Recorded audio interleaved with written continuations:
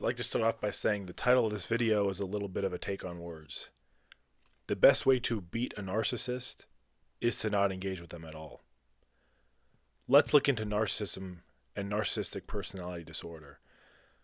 Narcissists crave attention and validation from other people, and they'll go through some very bizarre and extreme ways to get that attention. Causing drama for no reason, belittling you, insulting you in passive aggressive, sneaky ways that keep your mind occupied, ways that keep you on that emotional roller coaster, the ups and the downs, that keep you in their loop. The best thing that you can do is to just cut them off. Go full no contact.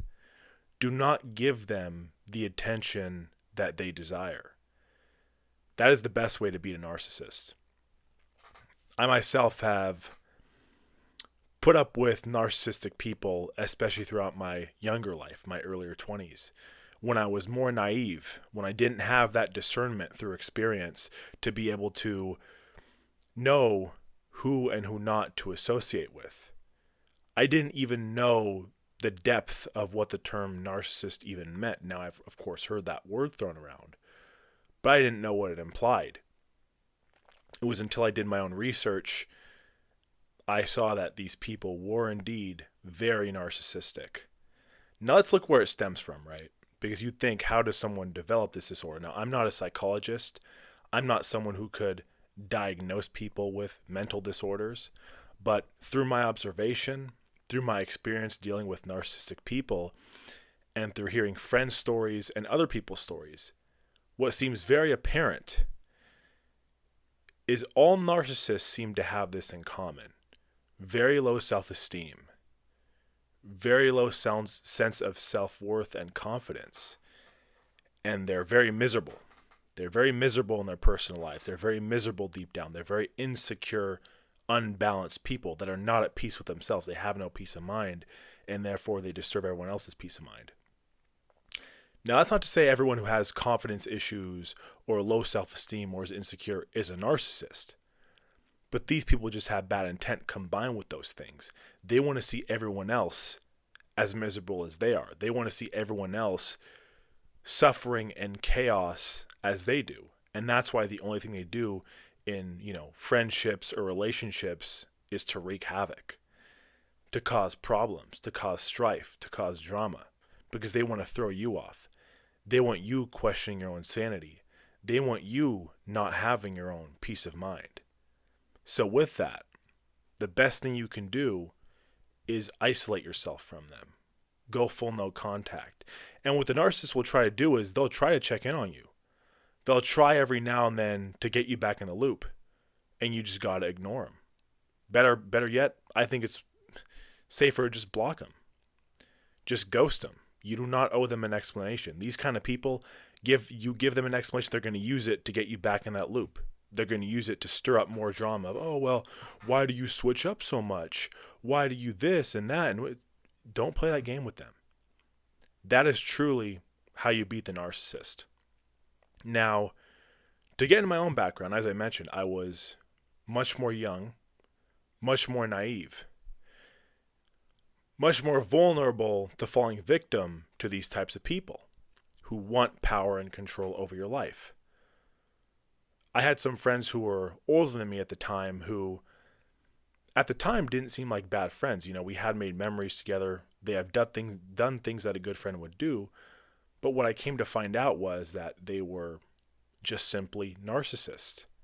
They wanted control. They wanted to manipulate. They wanted to see other people miserable as they are. Now, what you have to understand is when it comes to beating the narcissist, when it comes to dealing with these people, confronting these people, they are not self-aware to admit that they're at fault. Again, as I mentioned, this is a disorder. Now, I imagine what they really need is therapy through a psychologist. I myself, as I mentioned, am not a psychologist. I've not done research as to the steps and how they solve those things, or even if it can be solved, even if it can be healed. I don't know if they're stuck that way. But all I know is that we don't have time to deal with other people's issues. We don't have time for that, you know? Especially if there's someone who's not closely related to you. We don't owe them anything. You don't owe them. There's no reason you should sacrifice your peace of mind for someone else like that, you know? Of course it sucks to see. But these are not people that have your best interests. They do not have good intentions. As I mentioned, they want to see you miserable. They want to see your life in chaos and limbo and mentally all over the place, questioning your own sanity. A lot of the times, narcissists, what they'll do is they'll start to kind of slander you. They'll start rumors about you when you're usually the one cutting them off. And if you notice, the common trend with a lot of narcissists is they'll go from friendship to friendship to friendship. And you wonder, why are they burning so many bridges? Why are so many people cutting them off? And they'll try to make it sound like it's the other person's fault. But what you come to realize through person after person after person, number one, there's two sides to every story. But what you come to realize is they are the common denominator. A lot of these people will, roommate, they'll use people, they'll take advantage of people, and the person will get fed up with it, cut them off, distance themselves, and call them out on it. And they'll go full victim card, You see it all the time with narcissists. Now, when it comes to relationships with narcissists, I myself have dated girls who are not narcissists, luckily enough, but as I mentioned, I've dealt with them in friendships before. People seem to think the term narcissism usually only applies to boyfriends and girlfriends, but it applies to friendships as well. It applies to power dynamics. It can apply to coworkers.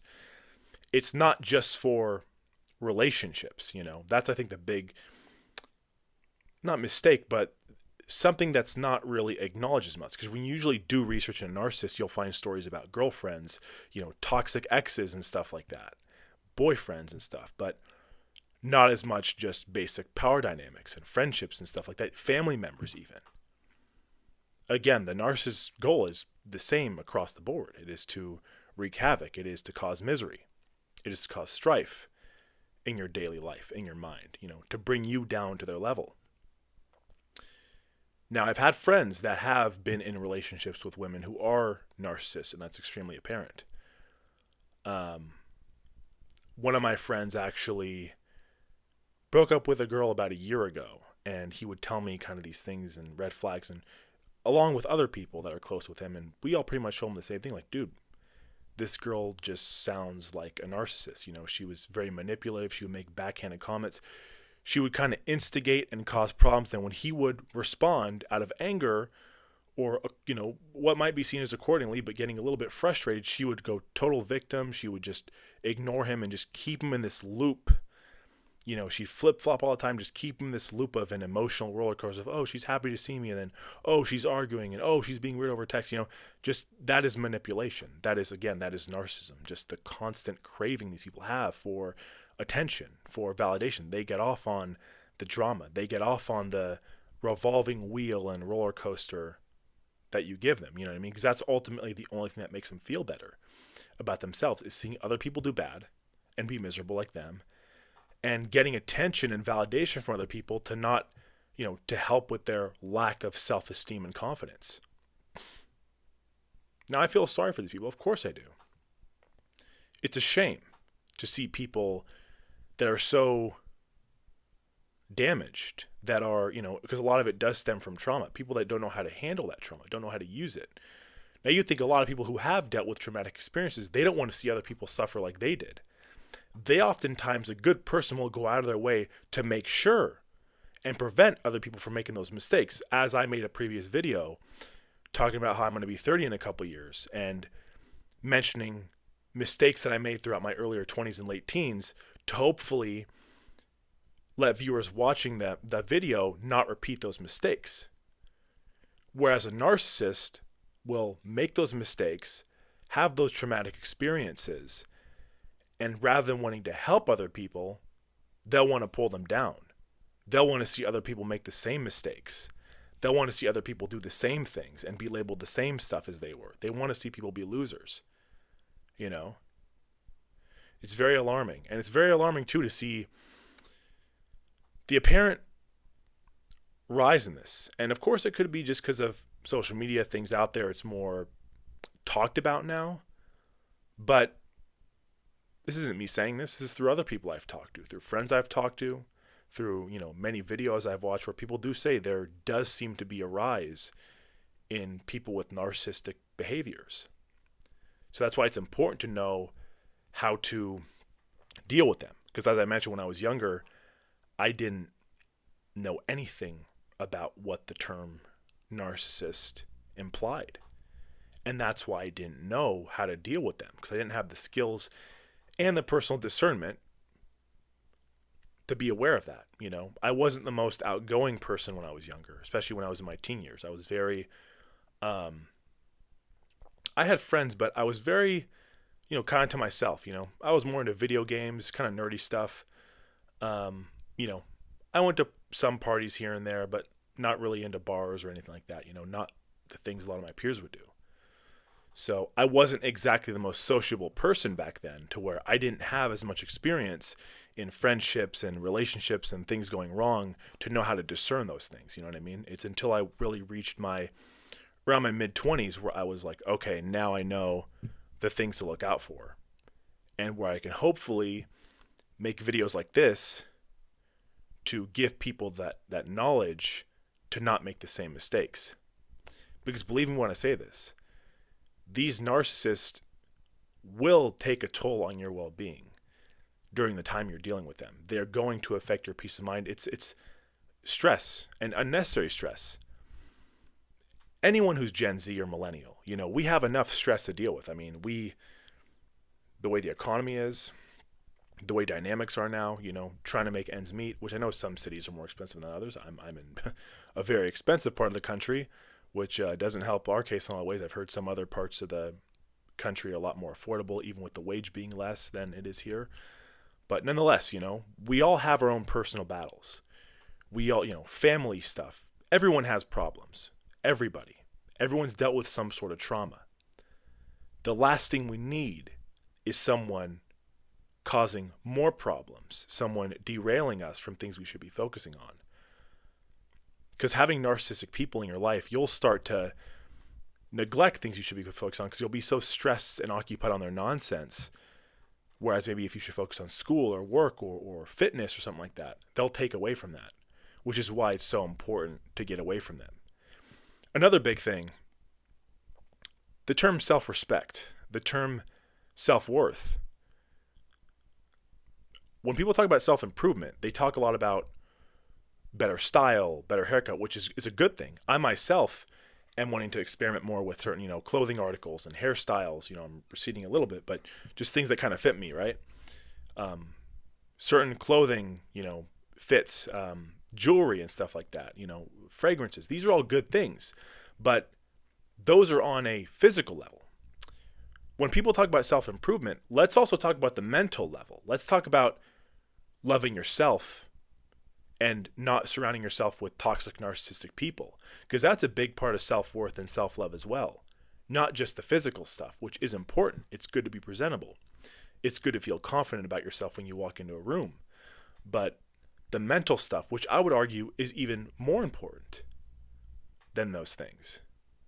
And if you're surrounding yourself with narcissistic people, that will take a toll on your mental well-being.